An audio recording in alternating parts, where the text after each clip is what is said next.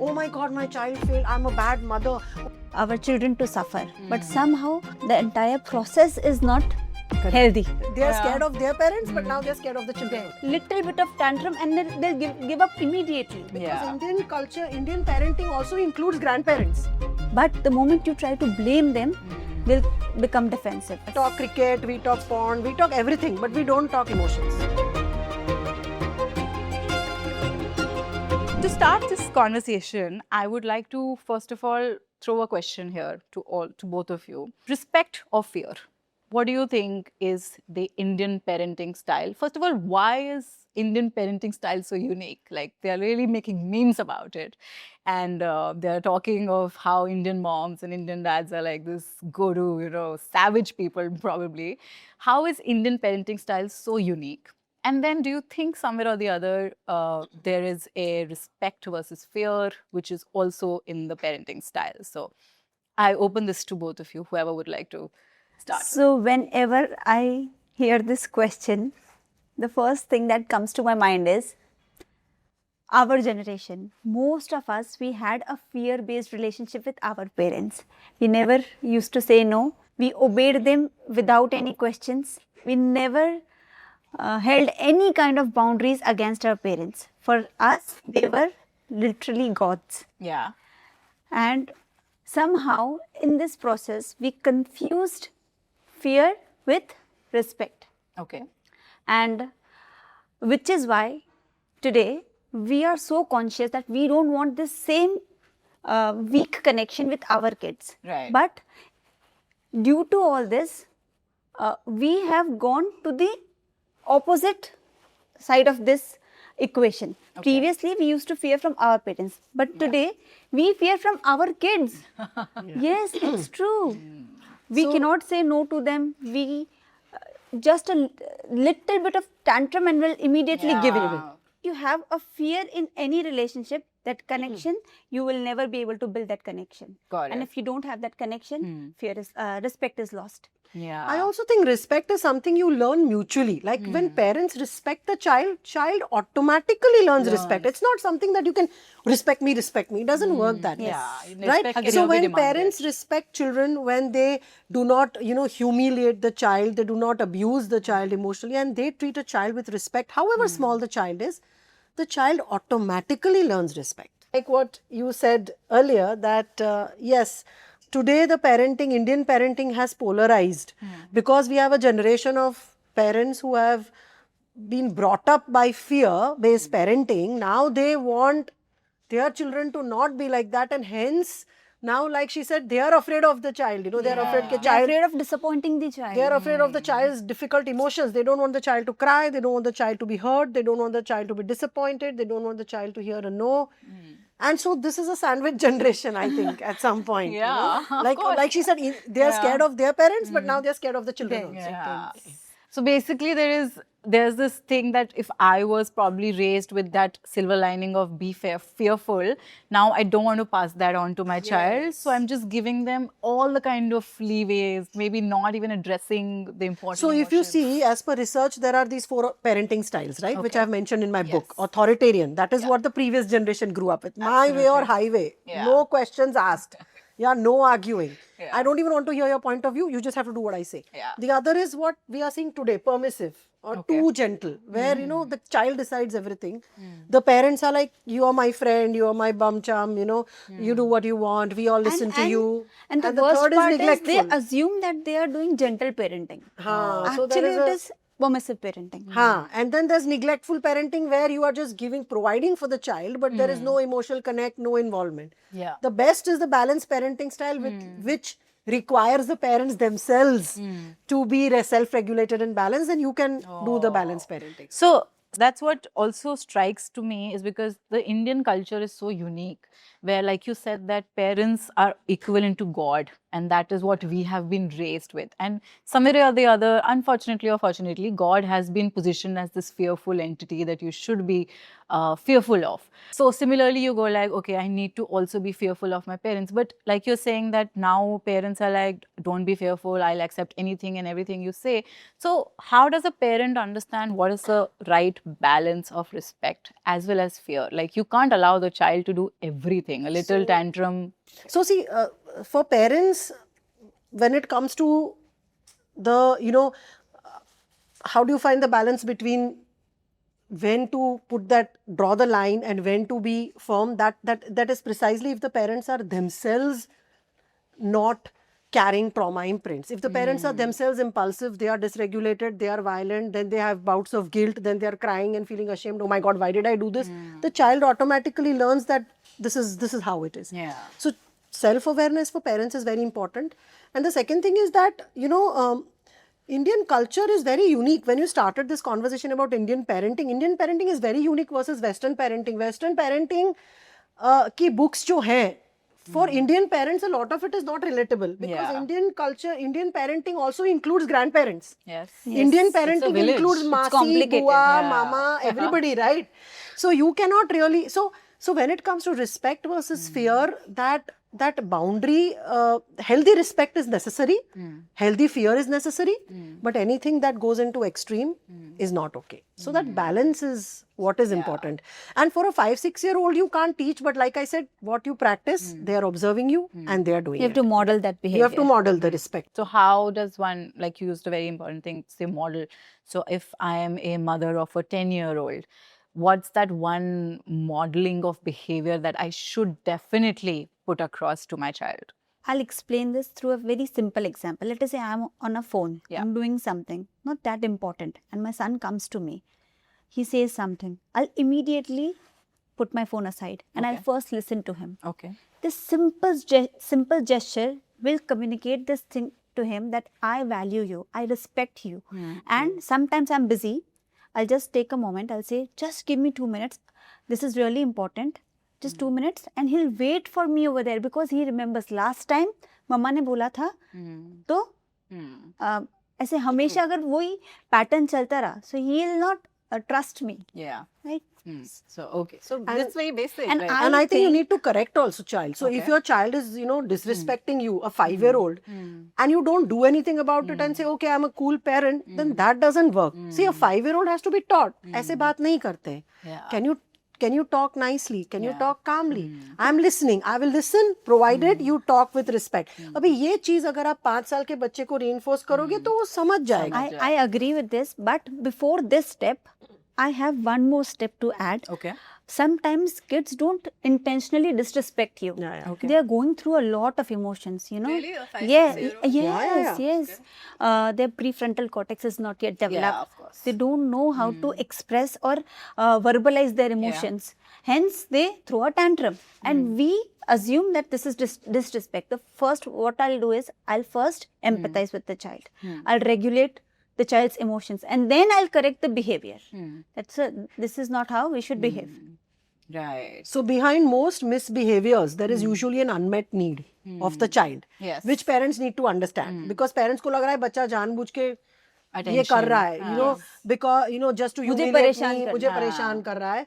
But actually, because they don't have an emotional vocabulary, they don't have the right words, they don't have the right learning on how to express these emotions.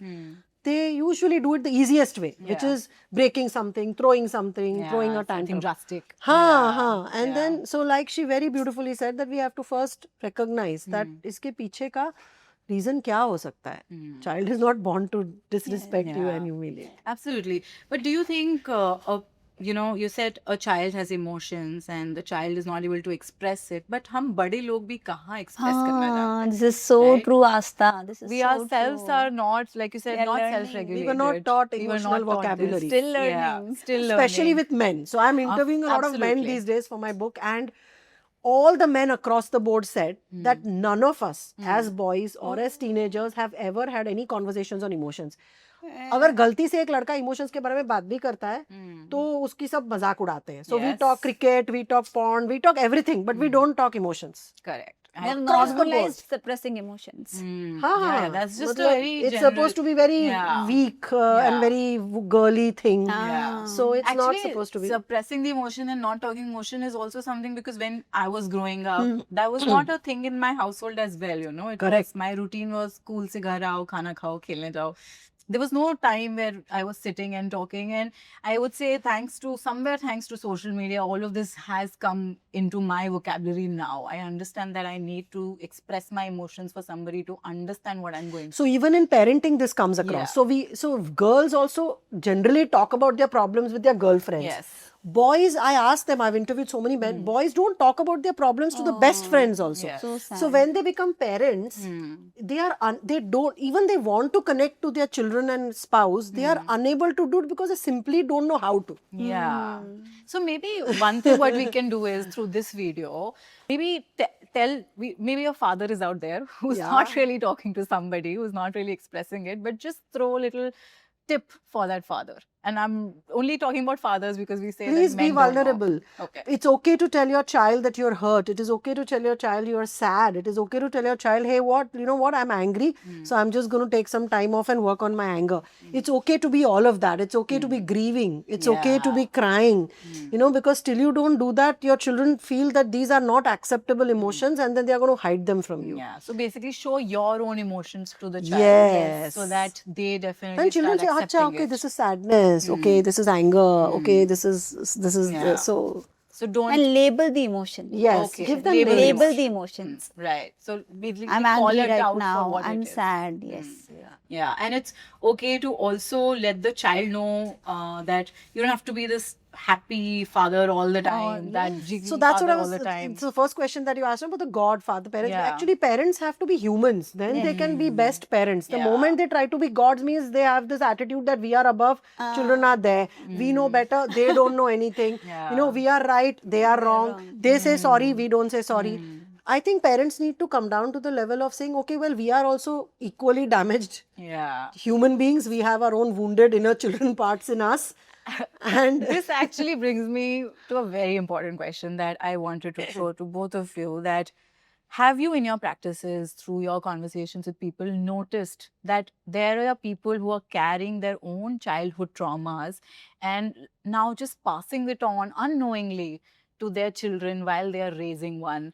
And how do you think this childhood trauma, most of the people don't even know that they have been through something traumatic in their childhood. They don't even recognize it. And then they're carrying it very unknowingly to their own child without leaving it behind. So how does one, first of all, identify that, yes, and accept that they have had a childhood which is traumatic, and then how do they stop it from being passed on to their child?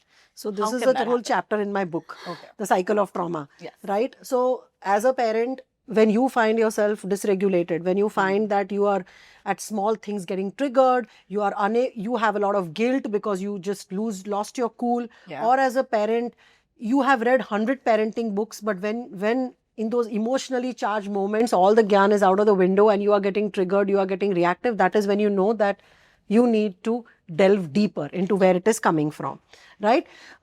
Yes, childhood trauma shows up in various ways. It can make you completely shut down, emotionally numb, or it can make you emotionally extremely volatile. It can make you a perfectionist. My own personal story, I will say I had a lot of low self-esteem and low self-worth and inferiority complex. So for me, the program was my child shouldn't have that. Yeah. So I would then push my older child to do things all the time, like to excel in everything. Why? Because I didn't want her to go through The same. what I went. Yes. Now, in the process, I may have become emotionally abusive. I may have taken the extreme, like, to push to perfection, push to achieving. If they want to do that or not, you Correct. wouldn't know. So this is how the cycle continues. And parents, generally in two ways it continues. One is either parents follow unknowingly their own parents' behavior, means what my parents did, I do to my child, Yeah. or I will polarize. Like we Yeah. started the conversation with that. Because Yeah. I went through this, I will not do any of that, which Yeah. means I will go to the other extreme, and now I will completely protect my child or completely. So parenting style is 100% affected by childhood trauma. It only makes you go to the polarities. You lose balance in parenting. You know, for somebody to accept only that I had a traumatic childhood, that is I think another You need panel to discussion identify only. that whether you are a people pleaser or not, whether you can take rejections or not, Yeah. whether you fear abandonment, do you Hmm. have low self-esteem, low self-worth? You cannot say no. Hmm. You know, Yeah. Are you also looking Then- for validation through your child's external achievements? validation. Like if your Yeah. child fails, do you think it is your failure? Classic one. Classic. Oh my God, my child failed. I'm a bad mother. But You have somewhere to also isolate. that comes from the whole culture of comparison, right? Because we have this Sharma ji And- ka beta wala And concept. the roots of comparison, insecurity. Yes. Because they are insecure. They So it's think the they are not parents' enough. insecurity which is They driving think them they to are not compare their enough. child. Yes. Okay. They think they are not enough. And that is why And where does that come from? Their own childhood. their own Their own childhood. child trauma. So if they've grown up with parents saying कि तू कुछ कर ही नहीं सकते, तेरे से कुछ नहीं होगा, look at you, you know, you just look at your sister and look at you and you can't do, then these are the ones who as parents will become like such go-getters that my child Yeah. has to be Achieving, first, my high child has achieving. to be high achieve. Whether the child, poor thing, is born with so much of contentment, the child doesn't want to be first. The child is very happy with 50 Yeah. or 100. Yeah. So the parent will push. Luckily, I came from a family where comparison was never brought on the Wow. table. Very nice. But So I used lucky. to see my neighbors, okay, and I had this neighbor auntie who was not so good in English, okay, her spoken English was not so good. So her fear was so high when it came to her son's English that she used to send him to tuitions and this Oh. exam and that training center that his English has to be perfect. She had an obsession. I think that's also one cultural thing We in cannot the country. blame them. We all are coming from a very good intention. We Yeah. don't want our children to suffer, but somehow that the entire process is not healthy. So if I see this neighbor auntie tomorrow, okay, and she is doing something like this, she is obsessing with her over her son's not so great spoken English. How can I convince her that it's okay, let him learn the way he's learning? Because sometimes you feel very, I would say, helpless when you see somebody doing this to their child. In fact, maybe my friend is doing this to their child. So as not a parent of that child, but a friend or a masi to that child, how can I tell the Very parent? very simple. And after 20 years, do you want your child to sit in front of a therapist and cry about it? And see, my mother But did can this I thing to question me. somebody's parenting? So here's what I would suggest is you from your side can encourage the boy. Okay. So, okay, he's not speaking good English. What are the other 2-3 good things he's doing? अरे ये तो तुम बहुत अच्छा कर रहे हो. You can speak to him in a language other than English. Okay? Fair. And you can, because see, when a child is continuously corrected, the child now will have a program that because I can't speak English, I'm not good enough. So this child needs to be shown all the other areas where the child is so good, then English stops mattering. Yeah. Right? And let's assume the child is not good in anything. Let's assume he's average in everything. No problem. That is when you involve the mother and you say that is your child's confidence important or is English as a language important? Absolutely. Because there are million other people who can't speak English, but if they are confident enough, they manage. Yeah. So confidence and self-worth are more important. Show them some of our videos and reels. I Yes, think of indirect course. way of Just DM them share some it. of it. Yes, absolutely. Yeah, and I also feel like, like somewhere or the other, I would say that her problem was not bad English, it was confidence. And it was her own, confidence. and I Yeah. can bet that Insecurity. mother would have grown up as a child Child, yes. being taunted or being poked fun at about her English. And that is where the program is playing. So even if she's aware of that, she will stop doing it. Stop doing. And of course, I would like to say that this colonial hangover has to stop now. In Yes, fact, I know. we should be proud This of our is just language, our very mother funny. tongue. मतलब Yeah. English नहीं आता तो नहीं नहीं आता है आता भाई, है, क्या yeah. बड़ी बात है, वो फिरंग language है. Okay, so basically, this cycle is absolutely possible to break. If you work on yourself, you can definitely, and I think if this is happening, I can see generations not going to therapy at some point in time. Like the generations are growing into more mature, more emotionally evolved humans. And then, of course, therapy is very important. It's required. And whenever a person feels the need, they should definitely get it. But it shouldn't be something which, you have to push your child into because of how they were raised and how you were raised. And in your book, you've also covered this very beautifully through a story. So if you could put a little bit of a light on that how you have written that story to bring out this breaking of this traditional So this book cycle. is actually about two nests Okay. on the same branch that look similar from outside, but from inside they have a very different environment. Okay. So through these two homes, this book quietly explores A, how different environments shapes the child's inner world. B, how the way we were raised quietly influences the way we parent our kids. So this book basically, some books gives you knowledge, some book gives you information. This book will give you perspective, perspective of a child, perspective of a parent who are not perfect, but they're trying to be perfect. Okay. So if I am a child, say a teenager, I can maybe give this book to my parents and tell them that, just read it and Yes. just slowly tell them, what, just read it. And they'll be able to find the things that I want to say to them, probably not directly go to them, but just things I want to say to them through a story.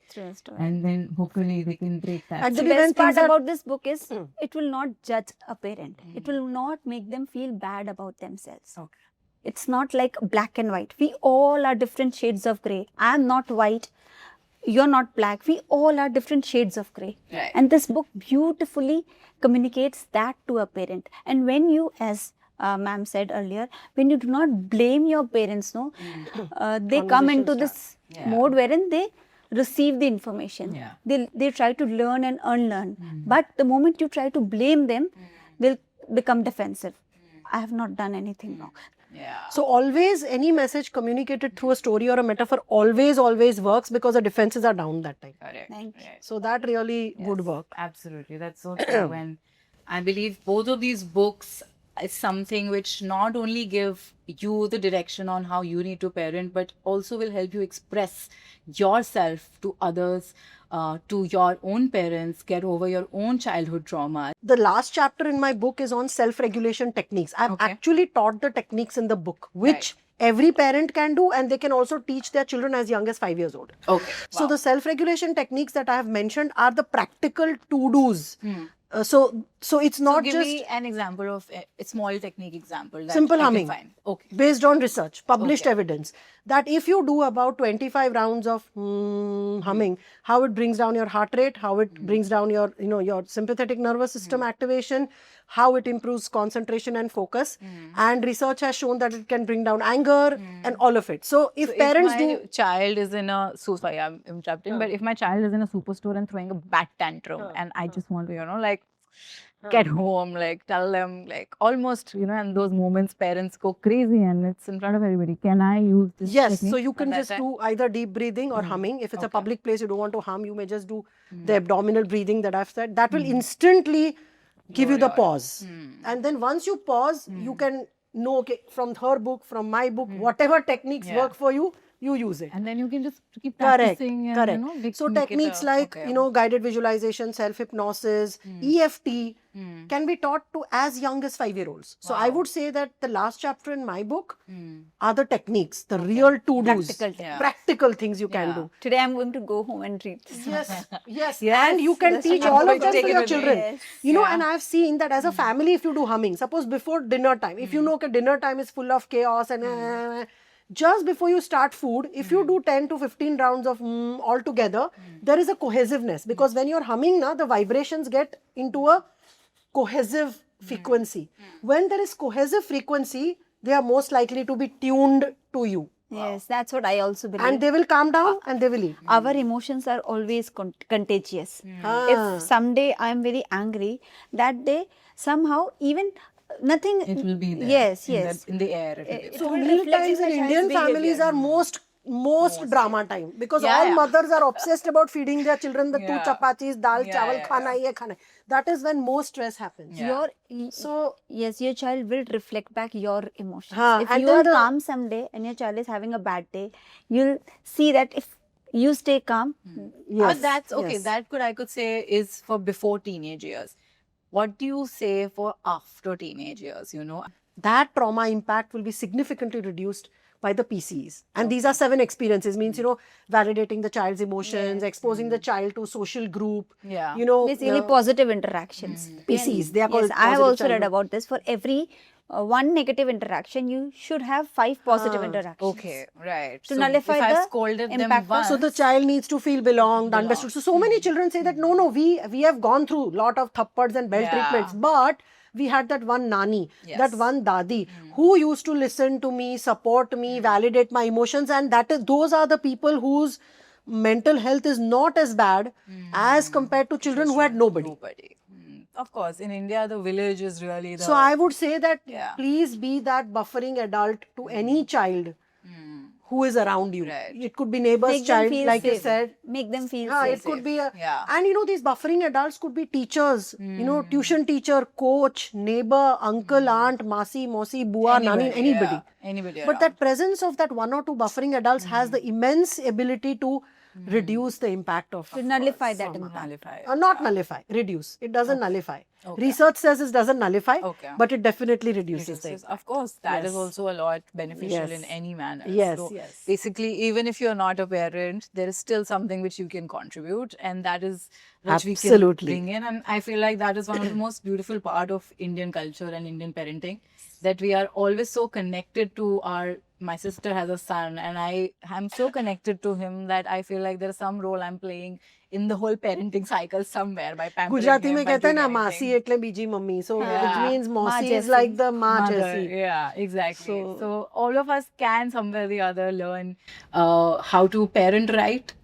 I wouldn't say there is exactly one right way to parent. Everybody has to find their own way Own to way. parent. Absolutely. But there can be ways to break that cycle, which I believe Dr. Riti Trivedi and Ambika Agarwal have really captured well. So I hope you've really taken some notes here. Buy these books. Yes, please buy this book. They are available wherever books are sold, and we'll also leave the links in the description below so that you can get your hands on them. And thank you both so much for doing this. This Thank was you. super Thank you helpful. for having us. Absolutely. And I would just like to wrap up by saying that Indian parenting is truly rare. It's truly unconditional. No other culture has the way we parent, and the way we have been raised by our parents is very unique. I'm happy मैंने एक दो चित्तर खाए थे. But there's always room for evolving and moving forward, and hope this little conversation of ours will help you find something important and relevant that you will adapt, and let us know in the comments if there's something which really came in handy. So any closing remarks? Nope, all good. Yeah. All good. Okay. This is a book on parenting by parents Yeah. who have lived that journey. Yeah. Yes. Absolutely. And you have a wide range here, from a 9-year-old to 26 Yes, absolutely. So these two are coming from extremely understanding and going through that beautiful journey of being a parent. And the journey can be, the journey should always be beautiful. Never tough. Enjoy the journey. Yes. Don't focus on the destination. And no perfect parents, no perfect kids. This is what I tell Wonderful. everybody. For more such conversations, please don't forget to subscribe our channel. And of course, like and share this video. Thank you so much for joining in. Bye-bye. Thank you.